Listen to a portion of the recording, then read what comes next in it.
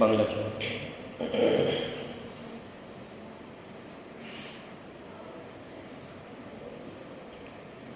नमो अरिहन्ताणं नमो सिद्धाणं नमो आयर्याणं नमो वज्रायाणं नमो लोये सव्साहुनं।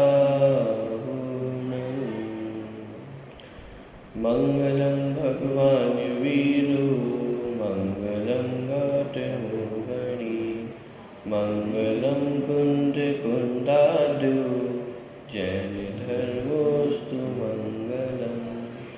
सर्वमङ्गलमाङ्गल्यं सर्वकल्याणकारकं प्रधानं सर्वधर्माणां जयनं जयतु शासनम्। वन्दितु सर्वसिद्धे ध्रुवमचलमणोमवं गतिं पद्ये वोच्छामि समयपावक विमुसुत केवली हरितम्।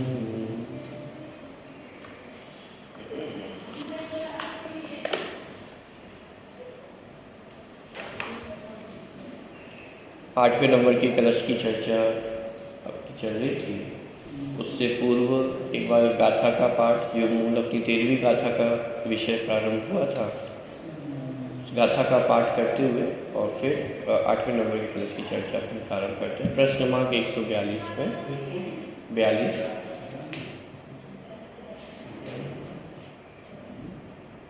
मूल गाथा को हम एक बार पाठ कर रहे हैं, जो मुख्य विषय अपना जहाँ से प्रारंभ हुआ था। 142 नंबर का पेज। भूदत्तेन विगदा जीवा जीवाय पुण्यपावं च आसव संवरणे चर बन्धो मुखो यसम्मतम्।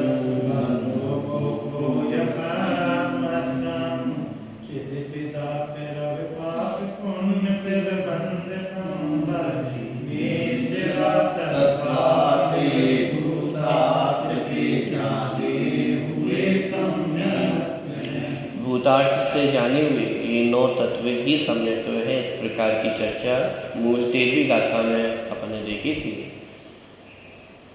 निश्चय से जब 9 तत्वार्थों को देखते हैं तो वास्तव में तो एक जीव तत्व, एक दैव भाव ही दिखाई देता है। 9 तत्वों को निश्चय से देखने पर 9 तत्व अस्त हो जाते हैं और एक ज्ञायक भाव ही प्रकट होता है। इसी को ही निश्चय से 9 तत्वों को देखना कहा गया है। बहुत सारी चर्चा अपन ने इसके अंतर्गत की थी, उस सबको मैं नहीं दोहरा रहा हूँ। सीधे अपन 8वें नंबर के कलश की ओर आ जाते हैं। प्रश्न क्रमांक 152 पे मुख्य विषय जो अपना 13वीं गाथा से प्रारंभ हुआ था, जिसमें मूल चर्चा ये थी कि निश्चय से जाने हुए माने जो 9 तत्व हैं वे ही सम्यक्त्व हैं, उसी का थोड़ा विस्तार यहाँ पे 8वें नंबर के कलश में किया। अब इसी अर्थ को पुष्ट करने वाला कलश लिखते हैं और उसमें प्रेरणा देते हैं कि हे भव्यजनों, तुम तो 9 तत्वों में प्रकाशमान एक आत्मज्योति को ही देखो। इस कलश की चर्चा भी हालांकि अपन ने कर ली थी, लेकिन एक बार कलश और उसका अर्थ देखते हुए फिर अपन आगे बढ़ते हैं।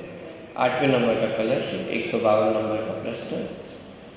चिरमिति नव तत्व छन्न उन्नीयमानम्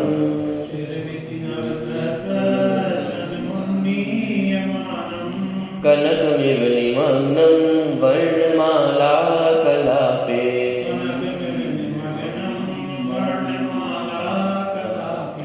अथ सतत विविक्तं दृश्यतामेकरूपम्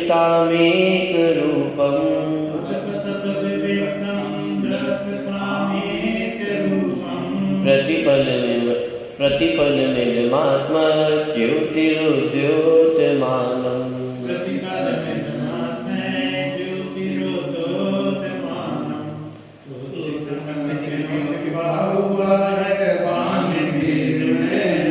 नवकल्पों में छुपी हुई क्यों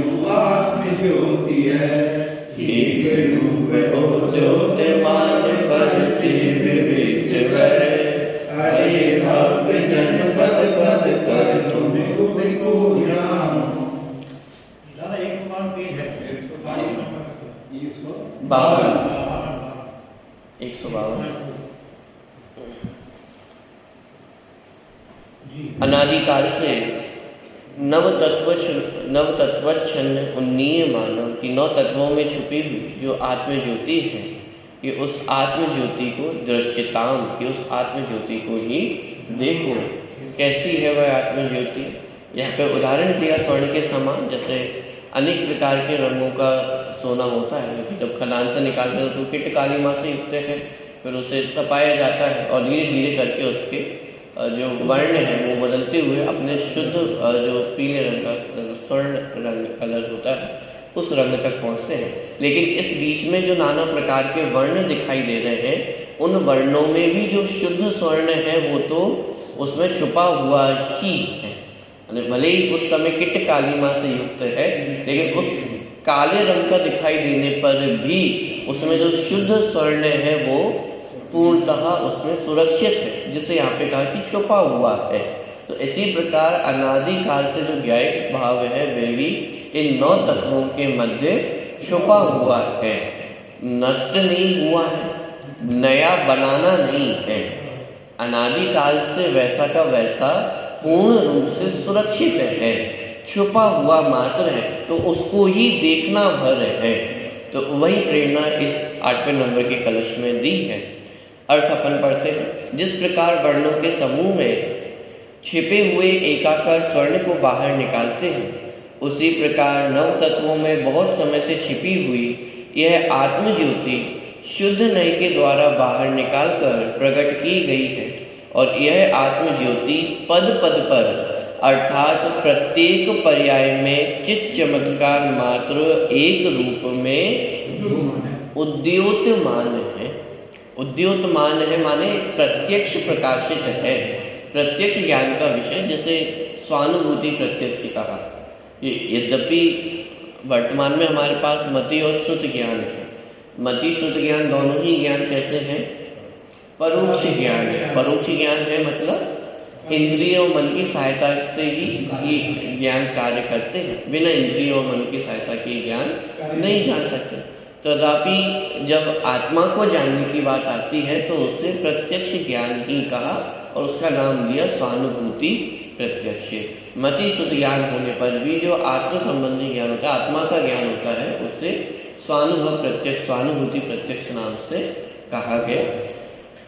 तो वही चर्चा यहाँ पे कि शुद्ध जो ज्योति है वह उद्योतमान ज्योति है। उद्योतमान ज्योति कहने का तात्पर्य ये है कि वह प्रत्यक्ष हमारे ज्ञान का विषय आ रही है। ऐसा नहीं है कि ज्योति अस्त हो गई हो और फिर उसे उद्योत रूप करना हो। कहने का तात्पर्य है कि कहीं वह आत्मा विलुप्त नहीं हुई है, नष्ट नहीं हुई है, अनादिकाल से सदा वैसी की वैसी उद्योतमान है। मात्र क्या करना है? उसे देखना भर है। जैसे मानो इस अंधेरे कमरे में दिया जल रहा हो, दीपक जल रहा हो, तो क्या करना है कि हम अपनी आंख बंद करके बैठे हुए हैं, इसलिए वो दीपक दिखाई नहीं दे रहा। तो करना क्या है? आंख मात्र खोलनी है। दीपक तो जल ही रहा है, प्रकाशित ही है, दीपक को प्रकाशित भी नहीं करना है, लेकिन करना क्या है कि अपनी आंख भर खोलनी है। उसी प्रकार यहाँ पर भी 9 तत्वों में जो आत्मज्योति वो छुपी हुई है, उस आत्मज्योति को देखना मात्र है। और वह भी उद्योतमान ज्योति है। छुपी हुई होने पर भी कैसी है? प्रकाशित है, उद्योतमान है। और पद पद पर अर्थात प्रत्येक पर्याय में चित चमत्कार मात्र एक रूप में उद्योतमान है। अब पद पद अर्थात प्रत्येक पर्याय में, और प्रत्येक पर्याय का अर्थ क्या किया? प्रत्येक पर्याय माने किसी भी अवस्था में हो। अब वो अवस्था माने पहले गुण स्थान से लेकर के 14वें गुण स्थान तक, मिथ्यात्व से लेकर के सम्यक्त्व पूर्ण संयम को धारण करना, मुनि अवस्था धारण करना, केवल दशा प्राप्त करना, इन सब में, इन सभी पर्यायों में, प्रत्येक पद पद में, प्रत्येक पर्याय में जो आत्म ज्योति है वो स्पष्ट प्रत्यक्ष प्रकाशमान हो रही है। सपन कहते हैं ना, आबाल गोपाल सभी को जो आत्मा है वह जानने में आ रहा है। तो आबाल माने अज्ञानी जीव से लेकर के ज्ञानी जीव सभी को वह आत्म ज्योति कैसी है, प्रत्यक्ष प्रकट है, उद्योतमान है, उसी ही देखने की प्रेरणा इस 8वें नंबर के कलश में दी गई है। इसीलिए हे भव्य जीवों, तुम इसे सदा ही अन्य द्रव्यों एवं उनके आश्रय से होने वाले नैमित्तिक भावों से भिन्न एक रूप देखो। एक रूप देखो माने अभी कर्मोदय के कारण, कर्म विकार से युक्त देखने के कारण उसमें नाना प्रकार के भेद दिखाई देते हैं। तत्वा सूत्र में तो अभी अपन देख किया ना कितने प्रकार से भेद किया। संसारी और मुक्त जीव, 5 ज्ञानों की अपेक्षा भेद दिखाई देते हैं, 4 कषायों की अपेक्षा भेद दिखाई देते हैं, वेश्याओं की अपेक्षा भेद दिखाई दे रहे हैं, गतियों की अपेक्षा भेद दिखाई देते हैं, योनियों की अपेक्षा भेद, नाना प्रकार से भेद दिखाई देते हैं। लेकिन इतने भेद दिखाई देने पर भी कैसा देखो आत्मा को, एक रूप देखो। अभी तो गड़बड़ है ना, जब अनेक रूप है तो फिर एक रूप कैसे देख ले? अनेक रूप नहीं है कि अरे वो व्यायक भाव कभी अनेक रूप हुआ नहीं है, अनादि काल से एक रूप ही है। ये तो हमारे अज्ञान के कारण उस आत्मा को हम नाना रूप देखते आए हैं। उसी अज्ञानता को तो यहाँ पे दूर किया जा रहा है कि वह व्यायक भाव अनादि काल से एक रूप ही है। वो एक रूप कैसा है कि कहा ज्ञायक भाव रूप है। वो ज्ञायक भाव भी कैसा है? अब जहां आप समझाने जाओगे वहां तो अनेकता खड़ी हो जाएगी। सब ज्ञान दर्शन वाला है, चारित्र वाला है। 7वें नंबर की गाथा अपन ने देखी थी, वो 6वीं गाथा की, ना प्रमत्त ना प्रमत्त है। तो फिर कैसा है? सब ज्ञान वाला है, दर्शन वाला, चारित्र वाला है। तो 7वीं गाथा में उसका भी निषेध किया कि ज्ञान भी नहीं है, दर्शन भी नहीं है और चारित्र भी नहीं, सब कुछ है ही नहीं। क्या? अरे एक रूप है। उस एक रूप को समझाने के लिए व्यवहार का आश्रय लेकर के भेद करके समझाया जाता है, ज्ञान वाला, दर्शन वाला, चारित्र वाला। और यदि व्यवहार में जाएंगे तो मनुष्य आदि गतियों की अपेक्षा भी समझाया जाएगा, शरीर का आश्रय लेकर के भी उस जीव को समझाया जाएगा। लेकिन समझाया किसको जा रहा था? एक अभेद वस्तु को ही समझाया जा रहा था, जिसमें किसी भी प्रकार का भेद विद्यमान नहीं है। तो वही बात यहाँ पे कह रहे हैं कि वर्तमान में कर्म संयोग के कारण, शरीर के संयोग के कारण नाना भेद होते हुए दिखाई देते हैं। और गलती क्या है कि उन भेदों में ही हम एकत्व ममत्व करके बैठ जाते हैं। वर्तमान में मनुष्य पर्याय प्रकट हुई तो इस मनुष्य पर्याय में ही हमने एकत्व ममत्व अपना स्थापित कर लिया। जिस कषाय का उदय आया उस कषाय में एकत्व ममत्व करके हम अपने आप को स्वरूप अनुभव करते हैं। माने एक रूप होने पर भी हमने अपने आप को नाना रूप, अनेक रूप माने अनेक रूप से श्रद्धा की, उस रूप अपनी मान्यता की।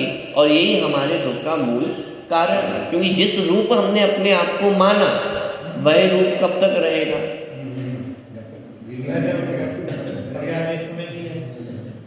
मनुष्य पर्याय भी अपन देख अधिक से अधिक भी कितने समय तक रहेगी? और मनुष्य पर्याय भी सदा एक जैसी नहीं रहती है। एक तो मनुष्य पर्याय अपने आप में स्थिर नहीं है, दूसरा हमेशा एक जैसी भी नहीं रहती है। हर समय चेंजेस हो रहे हैं। बालक हुए, वृद्ध, युवा अवस्था हुई, वृद्ध हो गए, मानी सदा परिवर्तन चला आ रहा है। कोई एक स्टेज हमें पसंद आई कि सब ये अवस्था बहुत अच्छी है, युवा अवस्था सदा बनी रहे, बहुत अच्छी है।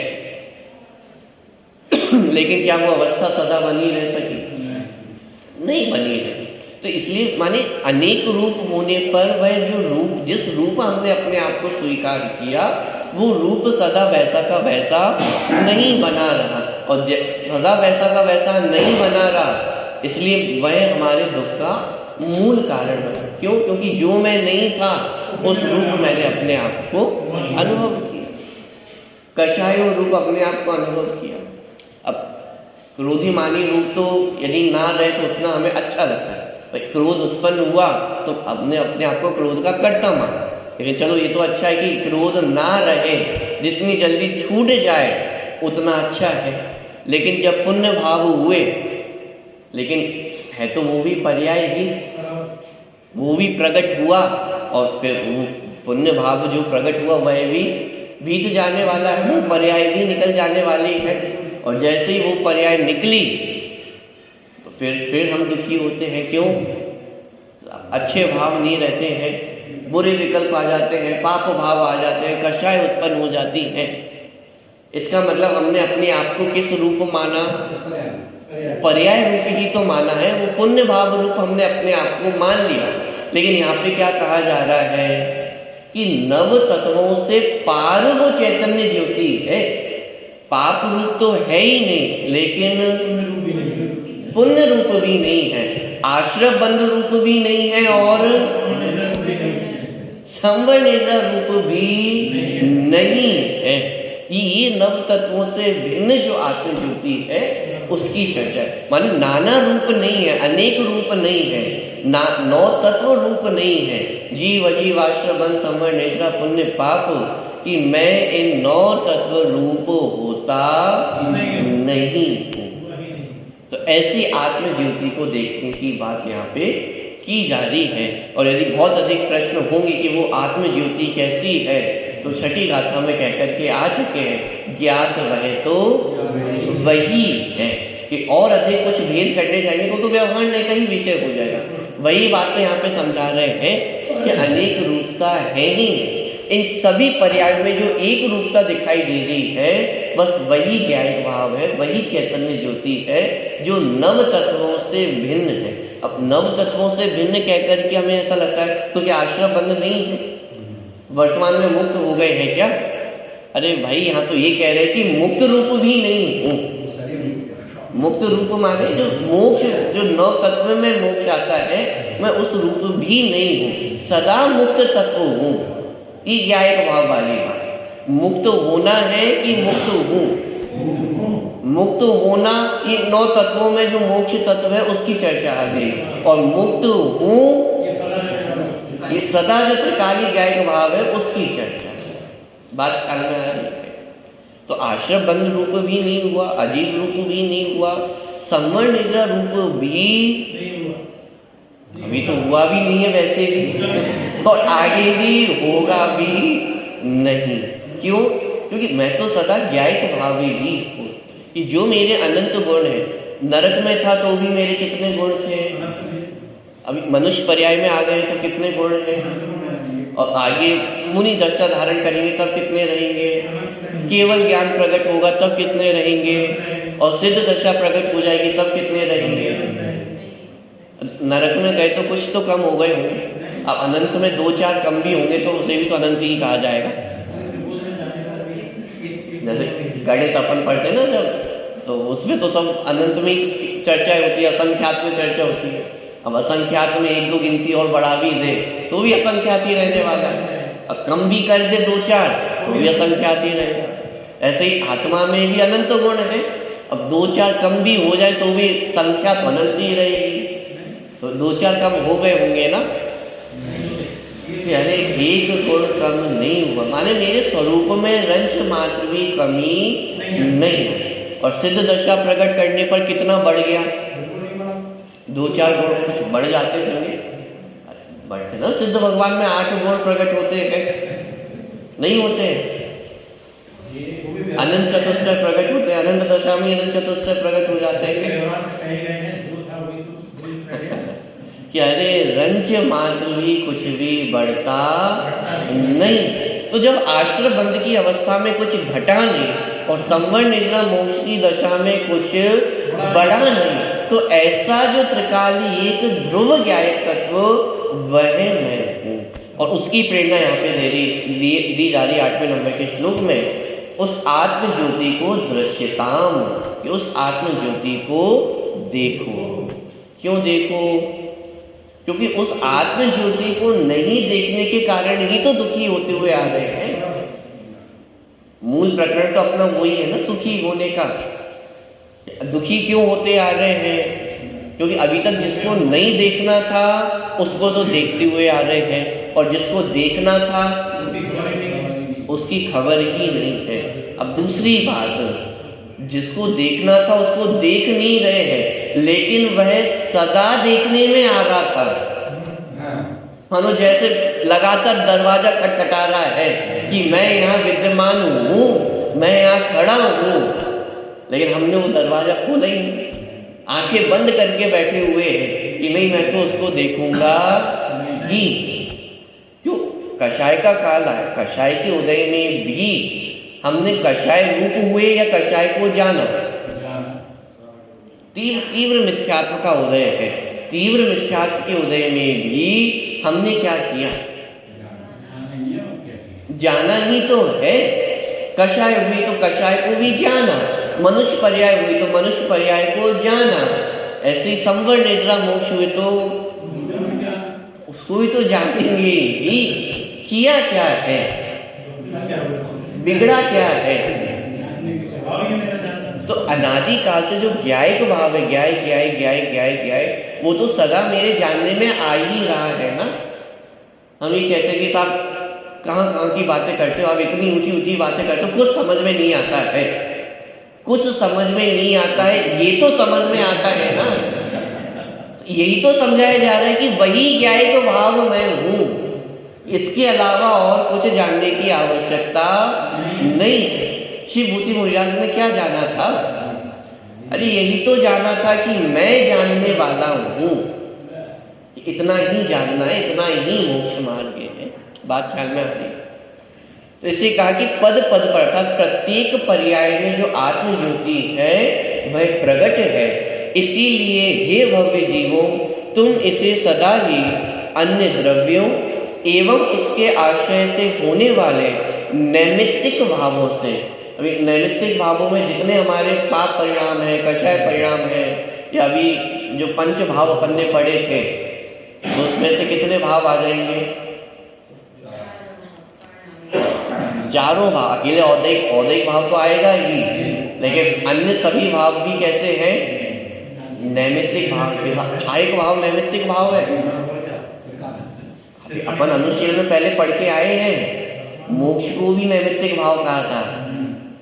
क्यों? क्योंकि कर्म निमित्त के अभाव से, कर्मों के अभाव के निमित्त से प्रकट होने वाला तत्व है ना, तो भी तो नैमित्तिक भाव हुआ।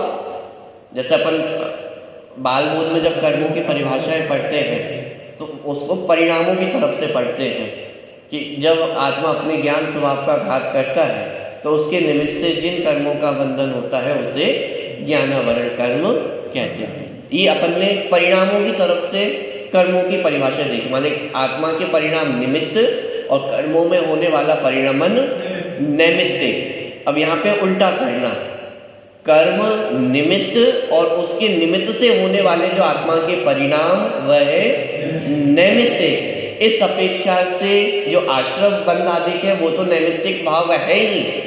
संवर निद्रा और मोक्ष को भी नैमित्तिक भाव का। तो यहाँ पे जो नैमित्तिक भावों की चर्चा है इसमें 9 तत्व शामिल हैं।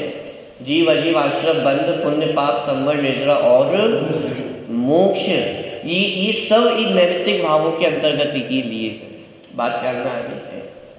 तो छायक भाव भी, औपशमिक भाव, सार्वशमिक भाव, औदैहिक भाव, ये सब किसमें जाएंगे? नैमित्तिक भावों। माने मैं इन रूप नहीं, मैं पारिणामिक भाव रूप हूँ। तो अन्य द्रव्यों एवं उनके आश्रय से होने वाले नैमित्तिक भावों से भिन्न एक रूप देखो। खान में पड़ा हुआ स्वर्ण अपनी आरंभिक अवस्था से ही अनेक अन्य पदार्थों से मिला हुआ रहता है। जब उसे बाहर निकालकर अग्नि में तपाकर शुद्ध करते हैं तो अशुद्धता के जलने से अग्नि की लौ में स्वर्ण के हरे पीले अनेक रंग दिखाई देते हैं, तथापि वह कहलाता तो स्वर्ण ही है। कभी जब पहली बार कोई खदान मिलती है सोने की तो यही तो कहा जाता है किसकी खदान मिली? सोने की खदान मिली। अच्छा चलो चलो देखते कहाँ है सोना। अब वहां पे पहुंचे तो क्या दिखाई दे रहा है? ये तो मिट्टी का ढेला है, क्या है सोना? सोना तो हमने देखा है ना, वो पीले रंग का होता है एकदम शुद्ध। कहाँ है सोना? ये सब मिट्टी दिखाई दे रही है, सब काला काला दिखाई दे रहा है। बोलो सोना है या नहीं है? अब जिसको खबर है सोने की, उसे मिट्टी दिखाई दे रही है कि सोना दिखाई दे रहा है? तो मिट्टी नहीं है कि अरे भाई ये सोने की खदान है, सोना ही दिखाई दे रहा है चारों तरफ। कि जिसको मिट्टी दिखाई देगी उसे सोने की प्राप्ति नहीं होगी। ऐसे ही यहाँ पे 9 तत्वों के बीच में जो छुपी हुई आत्म ज्योति है, 9 तत्व दिखाई देते हैं या एक ज्ञायक भाव दिखाई देता है? पंडित साहब ने बहुत चर्चा की थी इस संबंध में, औदैहिक भाव के संदर्भ में, क्षायिक भाव के संदर्भ में, कि ये सब यदि दिखाई दे रहा है तो फिर पारिणामिक भाव दिखाई नहीं देगा, और पारिणामिक भाव दिखाई देगा तो ये सब कुछ भी मायने नहीं रखते, ये सब गौण हो जाए। देखिए तो वही उदाहरण यहाँ पे लिया कि जैसे किट कालिमा से युक्त जो स्वर्ण होता है, खदान से निकालते हैं, फिर उसे तपाया जाता है, इस बीच में उसकी बहुत सारी अवस्थाएं होती हैं, अलग अलग रंग का होता है। उन अलग अलग रंग के होने पर भी शुद्ध जो स्वर्ण है वो कितना विद्यमान है? तो पूर्ण रूप से 100% सुरक्षित है ना। तो वही चर्चा यहाँ पे की, भले ही वह स्वर्ण कहलाए तथापि स्वर्ण का पारखी सराफ उसका मूल्य उतना ही देता है जितना उसमें शुद्ध स्वर्ण है। उस अशुद्ध स्वर्ण को कसौटी पर कसकर सराफ यह जान लेता है कि इसमें अशुद्धता कितनी है और क्या है, तथा शुद्धता कितनी है और क्या है। जब मिली जुली हुई अवस्था हो, अभी शुद्ध पूर्ण शुद्धता को प्राप्त नहीं हुआ है, स्वर्ण लेकर के कोई व्यक्ति आए तो क्या करेगा? स्वर्ण का उसकी जांच करेगा, जितना स्वर्ण होगा उतने % के रुपए वह दे देगा। माने इसका मतलब उसने क्या कितनी अशुद्धता है और क्या शुद्धता है उसकी भी जानकारी की, और कितनी शुद्धता है और क्या शुद्धता है उसकी भी जानकारी की। तो इसी प्रकार से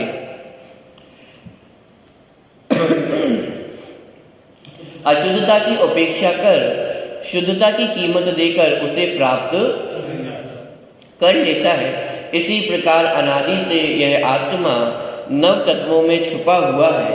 शुद्ध नय के प्रयोग से आत्मार्थी जन यह जान लेता है कि असली आत्मा क्या है और उसमें ही अपनापन स्थापित कर, उसमें ही जमकर रमकर मुक्ति मार्ग पर आरूढ़ हो जाता है। साहब ये असली आत्मा है तो कोई नकली आत्मा भी होती होगी। ये असली और नकली का क्या फेर है? असली और नकली का इतना ही फेर है कि जैसे स्वर्णकार स्वर्ण की पहचान करता है तो जो स्वर्ण होगा तो उसे स्वर्ण कहेगा और बाकी सबको नकली कहेगा। और वो नकली सोना क्या होता है? अरे जो कुछ सोना नहीं है वो सब नकली ही है। नहीं साहब चांदी तो है इसमें, कि सोने की अपेक्षा वो भी नकली ही है। सोने की अपेक्षा जो कुछ भी सोना नहीं है वो सब क्या कहलाएगा? नकली सोना कहलाएगा। तो यहाँ पे कौन से असली आत्मा की चर्चा हो रही है? कि 9 तत्वों में छुपी हुई जो आत्म ज्योति है वो असली आत्मा है। फिर नकली आत्मा कौन सी है? द्रव्य संग्रह ग्रंथ में अपन ने जीव की परिभाषा देखी थी, याद है? किसे कहते हैं जीव?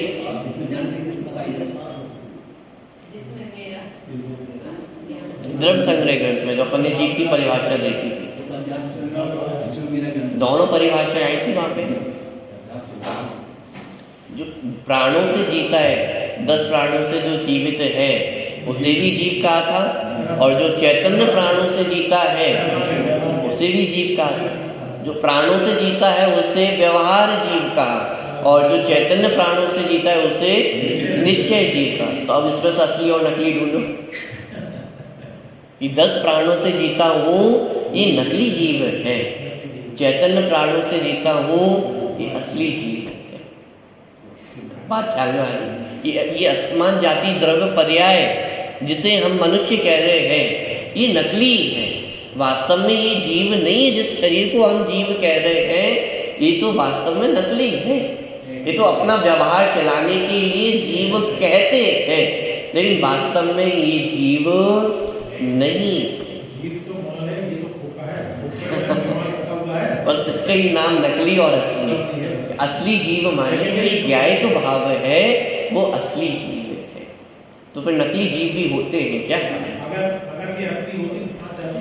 तो पड़ी क्यों रह जाती? ये नकली जीव जैसा कुछ भी नहीं होता है, लेकिन जिसको हम अनादिकाल से जीव मानते हुए आ रहे हैं वो वास्तव में जीव नहीं था। इसलिए कहा कि वह वास्तव में असल जीव नहीं है। असल जीव तो कौन है? कि वो मैं न्यायिक भाव हूँ जो अनादिकाल से है और अनंत काल तक रहेगा, जिसका कभी जन्म नहीं होता है, जिसका कभी, तो फिर मरण किसका होता है? वो नकली जीव का होता है। जन्म किसका होता है? वो जो कुछ भी है नकली जीव है। असली जीव का तो ना कुछ जन्म है, ना मरण है, ना कुछ उसमें घटता है, ना कुछ बढ़ता है। ऐसे 100% शुद्ध वस्तु है जिसमें कुछ करना है ही नहीं, और जिसमें कुछ करना पड़े वो मैं हूँ नहीं। वो सब औदैहिक भाव है, छावशमिक भाव है, क्षायिक भाव है, वो सब मैं तो नहीं, क्योंकि मैं तो 100% शुद्ध हूँ ही ना। जैसे वो स्वर्ण में अभी किट कालिमा से युक्त है, तो उसको सोना बनाने के लिए क्या करना पड़ेगा? क्या करना है? अभी खदान में है, वो बिल्कुल काला दिखाई दे रहा है, पीले रंग का तो अंश मात्र भी दिखाई नहीं दे रहा है। बोलो उसे सोना बनाने के लिए क्या करना पड़ेगा? कि अरे भाई सोना तो बना बनाया है, रंच मात्र भी कोई कार्य नहीं करना है। 100% सोना बना हुआ है, तब तो उसे सोने की खदान कहा जा रहा है। सोना बनाना पड़े तो फिर घर में बैठ के बना लो। वहां तो सोना बना बनाया है, 100% है। ये सब काला काला तो दिख रहा है, ये काला काला ही सोना है। ये हरा हरा दिखने लगा, थोड़ा सा अपन ने तपाया, थोड़ा कलर चेंज हुआ, ये हरा हरा दिखाई दे रहा है। सोना तो ऐसा होता नहीं है, ये सोना है। जिसे इस सोने की पहचान नहीं है उसे शुद्ध स्वर्ण की प्राप्ति भी संभव नहीं है। बात क्या है अभी देखिए, तो अनादिकाल से जो शुद्ध ज्ञायिक वस्तु है उसी में ज्ञानी जन निश्चय नय का प्रयोग करके असली आत्मा को पहचान लेते हैं और उसी में जम जाते हैं, रम जाते हैं और उसी का अनुभव करते हैं और अपने मोक्ष मार्ग को आगे बढ़ाते हैं। बहुत बार अपन ने चर्चा पहले कर ही चुके हैं कि ये पूरा समय सार ग्रंथ है। अमृतचंद आचार्य ने उसे एक नाटक का रूप दिया। तो नाटक में क्या किया जाता है? नकली वेश धारण करके आता है और फिर उसकी पोल खुल जाती है तो फिर वह भाग जाता है। ऐसे यहाँ पर जीव भी नाना प्रकार के वेश को धारण करके रंगमंच पे आता है। कभी कर्ता कर्म का वेश धारण करके आता है, आश्रम का वेश धारण करके आता है, पुण्य पाप का वेश धारण करके आता है। और ज्ञानी जन शुद्ध नय का प्रयोग करके क्या करते हैं कि उसके असल भेद को जान जाते हैं कि ये तो वेश को धारण करके आया है, उसका वेश खुल जाता है तो फिर वह वापस चला जाता है। माने एक शुद्ध जो ज्ञायिक भाव है उसकी प्राप्ति हो जाती है और जो वेश था उसकी जो पोल थी वह खुल जाती है। उसी प्रकार यहाँ पर भी अनादिकाल से 9 तत्वों के बीच में ये आत्मा छुपा हुआ था। ज्ञानी जन शुद्ध नय का प्रयोग करके आत्मा को आत्मा जान लेते हैं, अनात्मा को अनात्मा जान लेते हैं। बस इतना ही मोक्ष मार्ग है, इससे अधिक और मोक्ष मार्ग कुछ भी नहीं है। इस बात को कविवर बनारसी दासरी ने नाटक समय सार में इस प्रकार छंदोबद्ध किया। ये जो ऊपर अपन ने जो अर्थ पूरा पढ़ा है ना कि किस प्रकार से कोई व्यक्ति सोना लेकर के आता है, फिर स्वर्णकार उसकी परख करता है और शुद्ध स्वर्ण की प्राप्ति कर लेता है, वो पूरी चर्चा यहाँ पे जो बनारसी दादी उन्होंने अपने यहाँ पे छंद में परवाया है। उस अर्थ को देखिए, इस छंद को अपन पढ़ते हैं प्रश्न क्रमांक 153 पे नीचे एक साथ ही पढ़ते हैं। जैसे बनवारी के कुठात में मिलाप हेम, नाना भांति भयो तथापि एक नाम। काशी के कसौटी लिखो मेरे सराप ताही पाएंगे विराट करेंगे तुझे तू दाम है। जैसे ही अनादि बुद्धिगत सब तत्व रूप में आरोपी महाधाम है। दिसे उन्ने मान सो उदित वान घोर घोर दूसरी न और एक आत्मा ही राम है। देखिए, जिस प्रकार घड़िया में स्वर्ण उधातुओं के मिलने से अनेक रूप होता दिखाई देता है। घड़िया माने पात्र जो होता है स्वर्ण को रखने का, तो जिस प्रकार घड़िया में स्वर्ण कुधातुओं से मिलने से अनेक रूप होता दिखाई देता है। अब कुधातु मतलब स्वर्ण के अलावा जो कुछ भी है वो सब कुधातु में ही है। सब चांदी भी तो है, बोलो वो भी कुधातु है। कोई कहे ना संवर निजा मोक्ष तो है ना, यहाँ तो वो सब भी कुधातु ही है। कुधातुओं के मिलने से अनेक रूप होता हुआ दिखाई देता है, पर नाम तो उसका स्वर्ण ही रहता है। ये मनुष्य पर्याय भी मिली तो उसका नाम भी क्या है? जीव ही है। आश्रम बंद भी हुए तो भी उसे जीव ही कहा, और ऐसे ही जीव नहीं कहा। प्रॉपर भेद अपन ने देखे थे, जीव आश्रम के दो भेद, एक जीव आश्रम और एक अजीव आश्रम। जैसे अपन द्रव्य आश्रम और भाव आश्रम कहते, दो भेद किए थे। ऐसे ही बंद के जीव बंद, अजीव बंद, जीव संवर, अजीव संवर, जीव निर्जरा, अजीव निर्जरा, जीव मोक्ष और अजीव को भी मोक्ष होता है क्या? कि जितना पुद्गल का परिणमन है, कर्म का परिणमन है, उसे अजीव नाम दिया, और जितने जीव के भाव थे उन्हें जीव नाम दिया। तो यहाँ पे कहा जा रहा है कि वो भी जीव नाम पाते हैं। कर्मों के परिणाम को तो चलो हमने अजीब नाम दे दिया, लेकिन जो जीव के परिणाम हुए उन्हें तो जीव नाम ही दिया ना। जीव आश्रम, जीव बंध, जीव संवर, जीव निर्जरा और जीव मोक्ष, जिसे अपन भाव आश्रम भाव बंध की भाषा में कहते हैं। तो उनका नाम तो स्वर्ण ही रहता है। अनेक धातुओं से मिले हुए एक स्वर्ण को सराफ सोने के व्यापारी कसौटी पर कसकर देखते हैं, और उसमें जितने प्रमाण में शुद्ध स्वर्ण होता है उतने ही पैसे देते। उसी प्रकार यह जीव अनादि काल से ही पुद्गल के संयोग में है, इस कारण नव तत्व रूप हो रहा है, परंतु है तो कैसा है? नव तत्व रूप होने पर भी है तो अरूपी ही है। अरूपी होने पर भी स्थान स्थान पर अनुमान से प्रकाशित होने वाला और कोई नहीं, एक आत्मा राम ही है। जगह जगह पर जो आत्मा प्रकाशित होता है, जगह जगह पर मतलब अरे हर समय जानने में आ रहा है ना कि जानने वाला कौन है। न्याय शास्त्रों में से उदाहरण दिया इस प्रकार से कि मैं दीपक को जानता हूँ। बताइए इसमें किस बात का ज्ञान हुआ? सबसे पहले किसका ज्ञान हुआ? मैं पुस्तक को जानता हूँ, मैं माइक को जानता हूँ, मैं मंदिर को जानता हूँ। सबसे पहले किसका ज्ञान हो रहा है? अरे सबसे पहला शब्द ही बोल रहा हूँ मैं। इसका मतलब सबसे पहले जानकारी किसकी हुई है?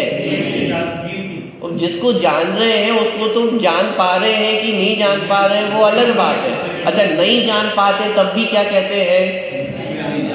मैं नहीं जान पाया, मुझे ज्ञान नहीं है। अरे मुझे ज्ञान नहीं है, इसमें भी सबसे पहला ज्ञान किसका है? कि मेरा ज्ञान तो है ही, चाहे बाहर के पदार्थों को जान पाऊं या नहीं जान पाऊं, मेरा ज्ञान तो हो ही रहा है ना। लेकिन सबसे ज्यादा इग्नोर हम किसको करते हैं? इस मैं को ही कर देते हैं। मैंने दीपक को जाना, किसको जाना? सब दीपक को जाना। मैं और मैं को जाना कि नहीं जाना? बात ख्याल में आ रही है। सबसे पहले स्वयं को जानते हैं और सबसे पहले इग्नोर भी स्वयं को ही कर देते हैं। मोक्ष मार्ग कितना सा है कि जिसको जान रहे उसको प्राथमिकता देनी है। अपने आप को जान रहे हैं, इस बात को प्राथमिकता देनी है। अन्य पदार्थ जानने में आते हैं या नहीं आते हैं ये अलग बात है। अपने आप को जानेंगे तो तीन लोक के पदार्थ सब अपने आप इस ज्ञान में झलकते ही हैं। और जो एक को नहीं जानता, देखिए, तो उसी प्रकार यह जीव अनादिकाल से ही पुद्गल के संयोग में है। इस कारण नव तत्व रूप हो रहा है, परंतु है तो अरूपी। अरूपी होने पर भी स्थान स्थान पर अनुमान से प्रकाशमान होने वाला और कोई नहीं, एक आत्मा राम ही है। उक्त संदर्भ में कलश टीकाकार ने कुछ गहराई से चर्चा की है, जो इस प्रकार है। पहला पैराग्राफ मात्र पढ़ते हैं, आगे की चर्चा हम करेंगे। जीव वस्तु अनादिकाल से धातु और पाषाण के संयोग से समान कर्म पर्याय से मिली ही चली आ रही है। सो मिली हुई होकर वह रागादि विभाव परिणामों के साथ व्यापक रूप से स्वयं परिणमन कर रही है। वह परिणमन देखा जाए, जीव का स्वरूप ना देखा जाए तो जीव वस्तु नौ तत्व रूप है, ऐसा दृष्टि में आता है। ऐसा भी है, सर्वथा झूठ नहीं है, क्योंकि विभाव रूप रागादि परिणाम शक्ति जीव में ही। ये पहला पार्ट हुआ, माने यहाँ पे व्यवहार न्याय को पहले स्थापित किया, और पूरे समय सार ग्रंथ की भी यही शैली है। यहाँ जहाँ निश्चय न्याय की चर्चा करते हैं वह व्यवहार न्याय को स्थापित करके और फिर उसका निषेध करके। अब ये पूरी प्रक्रिया अपन पहले पढ़ के आए, न्यायों की जो प्रयोग विधि है, किस प्रकार न्यायों का प्रयोग करना, तो व्यवहार न्याय को स्थापित करते हैं और फिर उसका निषेध करते हैं। आत्मा में ज्ञान है, दर्शन है, चारित्र है, और फिर उसका निषेध किया, ना ज्ञान है, ना दर्शन है, ना चारित्र है। तो उसी प्रकार की शैली को यहाँ पे पांडे राजमल जी ने भी स्पष्ट किया। तो पहले यहाँ पे जो आश्रम बंद है उसकी स्थिति बताई कि अभी अपन ये चर्चा पढ़ते आ रहे हैं कि आश्रम बंद नहीं है, नौ तत्वों से भिन्न हो, लेकिन प्रश्न तो मन में रह ही जाता है, तो ये आश्रम बंद है कहाँ और किसको है, कहाँ पे होते हैं? तो ये संसार तो है ही ना, ऐसा तो है नहीं संसार गायब हो जाएगा। तो ये संसार का क्या होगा, ये राग द्वेष है, उनका क्या होता है? तो उस बात को पांडे राजमल जी ने स्पष्ट किया कि जीव वस्तु अनादिकाल से धातु और पाषाण के संयोग के समान कर्म पर्याय से मिली हुई है। माने जैसे मिट्टी और सोना अनादिकाल से मिले हुए हैं, माने उस खदान में मिले हुए हैं, उसी प्रकार आत्मा और कर्म संयोग अथवा रागादि विकारी भाव, इन सब का संयोग जीव के साथ कब से है? अनादिकाल से है। सो मिली हुई होकर वह रागादि विभाव परिणामों के साथ व्यापक रूप से स्वयं परिणमन कर रही है। यहाँ तो व्यापक भाव को किसके साथ स्थापित किया? आत्मा के साथ ही बता रहे हैं कि राग रूप कौन हुआ, जो राग की पर्याय उत्पन्न हुई वो किसकी पर्याय है? जीव की ही तो पर्याय है। क्या माइक को गुस्सा आ सकता है? पुद्गल को तो गुस्सा नहीं आएगा, पुद्गल को तो राग नहीं होगा। वो राग किसको होता है? जीव को होता है। वह परिणमन देखा जाए, जीव का स्वरूप ना देखा जाए। क्या? ये व्यवहार नहीं की शैली बाह्य संयोग को तो देखता है लेकिन शुद्ध ज्ञायक तत्व को नहीं देखता है। तो बाह्य परिणमन को तो देखा जाए और जीव का स्वरूप ना देखा जाए तो जीव वस्तु तो नौ तत्व रूप है, ऐसा दृष्टि में आता है। अब ये कहना क्या चाहते हैं? सीधी सी बात है, व्यवहार नहीं से देखा जाए तो आत्मा ये नौ तत्व रूप होता हुआ दिखाई देता है। अब क्रम से लगा लेना, पहले नंबर के नए से देखेंगे तो बाह्य संयोग का भी कर्ता धर्ता दिखाई देगा। दूसरे नंबर के नए से देखेंगे शरीर का कर्ता धर्ता दिखाई देगा। तीसरे नंबर के नए से देखेंगे तो रागादि का राग द्वेष आदि विकारी भावों का कर्ता दिखाई देगा। चौथे नंबर के नए से देखेंगे तो गुण भेद आदि दिखाई देंगे, शुद्ध पर्यायों का कर्ता दिखाई देगा। मतलब इस प्रकार से क्रम से आगे बढ़ते चले जाएंगे तो नौ तत्व रूप होता हुआ दिखाई देता है। ऐसा भी है, सर्वथा झूठ नहीं है। सर्वथा झूठ हो तो मोक्ष मार्ग की भी आवश्यकता नहीं रहेगी। निश्चय भाषी का जो प्रकरण है पूरा, यदि सर्वथा झूठ हम इस बात को मान लेंगे तो फिर तो मोक्ष मार्ग ही बंद हो जाएगा। क्यों? क्योंकि मैं तो मुक्त ही हूँ ना, तो मुक्त किसको होना है? मोक्ष मार्ग ही खत्म हो जाएगा। सर्वथा झूठ नहीं है, क्योंकि विभाव रूप रागादि परिणाम शक्ति जीव में ही है। क्या? राग रूप परिणमन करने की शक्ति भी किसमें है? उद्गल में नहीं है, ये शक्ति भी किसमें है? जीव में। वैभाविक रूप परिणमन करने की शक्ति भी, अरे इसमें भी स्वतंत्रता का उद्घोष है। कोई जबरदस्ती विकार कराने में समर्थ, ये भी मेरी स्वयं की योग्यता है कि मुझे राग है, द्वेष होता है। किसी ने जबरदस्ती कराया हो, आप आठों कर्म सांस में अनादिकाल से ही जबरदस्ती करा देते होंगे। अरे आठों कर्मों में शक्ति नहीं है कि वो जबरदस्ती आत्मा में विकार उत्पन्न करा सके। ये भी जीव की योग्यता है कि वह विकार रूप परिणमन करता है। और जीव की योग्यता है विकार रूप परिणमन करने की, तो निर्विकार रूप परिणमन करने की योग्यता भी किसमें है? पराधीनता से छुड़ाया, कर्मों के अधीन नहीं है। विकार भी स्वयं की योग्यता से, निर्विकारता भी स्वयं की योग्यता से, कर्मों का हस्तक्षेप उसमें नहीं। माने इस प्रकार से भी स्वतंत्रता का ही उद्घोष उसमें किया है। तो अभी तो ये पहला पार्ट हुआ टीका का। पांडे राजू जी ने पहली स्थापना की, व्यवहार है कि राग द्वेष रूप नव तत्व रूप अनादिकाल से होता हुआ कौन आया है? जीव ही होता हुआ आया है। लेकिन जब हम जीव को तो गौण करते हैं और बाह्य राग द्वेष आदि को मुख्य करते हैं, तो हमें 9 तत्व दिखाई देते हैं। संसार दिखाई देता है, आश्रम बंध दिखाई देते हैं। अब अगले पार्ट में ये कहेंगे कि जब बाह्य परिणमन को गौण करते हैं और आत्मा के स्वरूप को मुख्य करते हैं, तो फिर कौन दिखाई देता है? तब ये 9 जो तत्व हैं वे दिखाई नहीं देते हैं और एक ज्ञायक भाव ही दिखाई देता है।